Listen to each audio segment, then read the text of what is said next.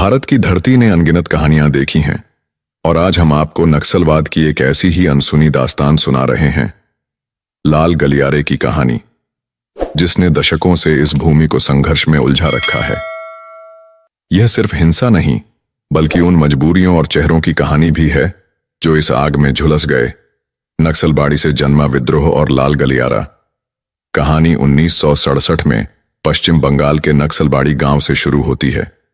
यहां के किसान और आदिवासी शोषण, अत्याचार और गरीबी से जूझ रहे थे। उनकी जमीनें छीनी जा रही थीं। इसी अंधेरे में चारू मजूमदार और कानू सान्याल जैसे नेताओं ने उम्मीद जगाई, अधिकार मांगने से नहीं, छीनने से मिलते हैं के नारे के साथ नक्सलबाड़ी में विद्रोह भड़क उठा। यह चिंगारी जल्द ही एक मशाल बन गई और देश के 9 राज्यों तक फैल गई, जिसे लाल गलियारा कहा जाने लगा।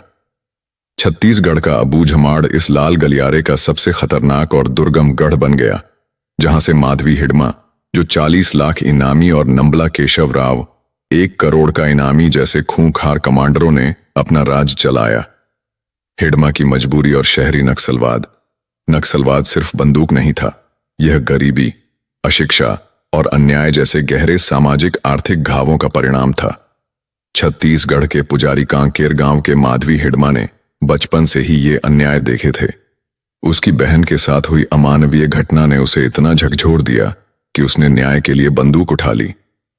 नक्सली संगठन आदिवासियों के अधिकारों की रक्षा का वादा करते थे और हिडमा को लगा कि यही एकमात्र रास्ता है। वह जल्द ही PLGA बटालियन 1 का कमांडर बन गया। समय के साथ नक्सलवाद ने अपना रूप बदला और अर्बन नक्सलवाद के रूप में शहरों में भी फैल गया। इसमें छात्र और बुद्धिजीवी शामिल थे, जो सोशल मीडिया और लेखों के माध्यम से नक्सलवादी विचारधारा का प्रचार करते थे। एक ऐतिहासिक जीत, ऑपरेशन रेड डॉन। नक्सलवाद ने देश को सालों परेशान किया, लेकिन सरकार ने हार नहीं मानी। सुरक्षा और विकास दोनों को प्राथमिकता दी गई। CRPF ने नक्सल प्रभावित क्षेत्रों में बटालियनें तैनात की। सड़कें, बिजली, स्कूल, अस्पताल जैसे विकास कार्य तेज किए गए। सुरक्षा बल लगातार हिडमा और केशव राव जैसे बड़े इनामी नक्सलियों की तलाश में थे। अबूझमाड़ के इस अभेद्य गढ़ को तोड़ने का समय आ गया था।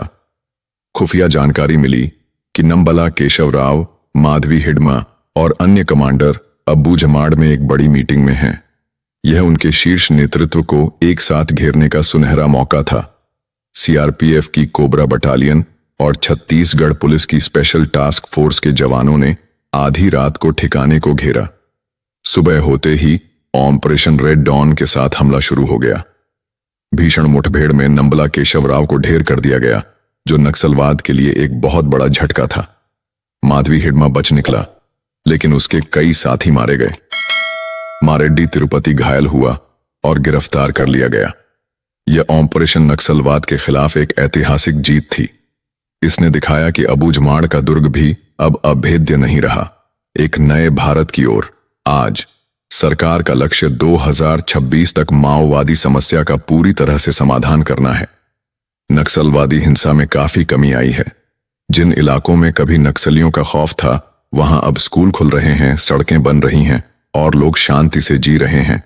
नक्सलवाद की कहानी हमें सिखाती है कि हिंसा समस्या का समाधान नहीं है। असली समाधान न्याय, समानता और विकास है। हिडमा जैसे लोग जो सिस्टम से निराश होकर नक्सली बने, उन्हें मुख्य धारा में लाने के लिए और भी प्रयास करने होंगे, ताकि कोई और हिडमा अपनी बहन की कहानी दोहराने पर मजबूर न हो। उम्मीद है कि एक दिन हमारा देश इस घाव से पूरी तरह उबर जाएगा और हर जगह शांति और समृद्धि होगी। तो दोस्तों, आपको नक्सलवाद की ये सच्ची और दर्दनाक दास्तान कैसी लगी? हमें कमेंट्स में जरूर बताइए।